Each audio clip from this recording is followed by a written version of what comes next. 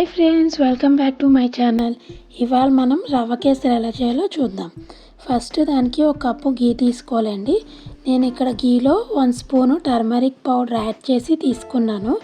వేరే food colours ఏమీ use చేయట్లేదు, న్యాచురల్గా చేస్తున్నాను పసుపు వేసుకొని.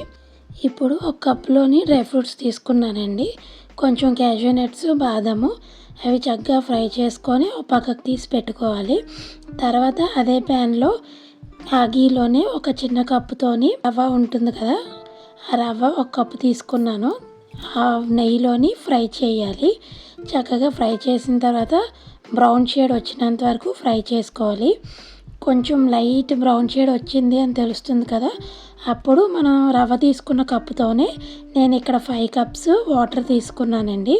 కొంచెం కుక్ అయ్యింది కదా లైట్గా, అప్పుడు ఇలాచీ 3 తీసుకున్నాను, క్రష్ చేసి దాన్ని యాడ్ చేసుకున్నాను. మళ్ళీ కొంచెం సిమ్లో పెట్టి ఒక 10 మినిట్స్ బాగా మగ్గనివ్వాలి.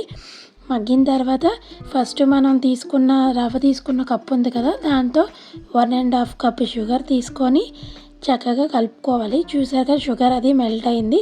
ఇప్పుడు ఒక 2 మినిట్స్ సిమ్లో ఉంచామనుకోండి, కొంచెం రవ్వ మగ్గుతుంది. చక్కగా ఉడికిన తర్వాత ఇప్పుడు మనం ఒక 2 స్పూన్స్ నెయ్యి యాడ్ చేసుకోవాలి.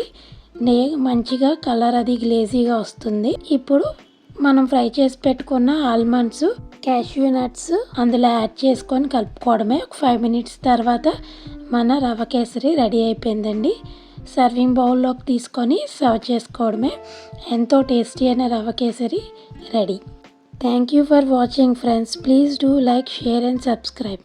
Bye friends.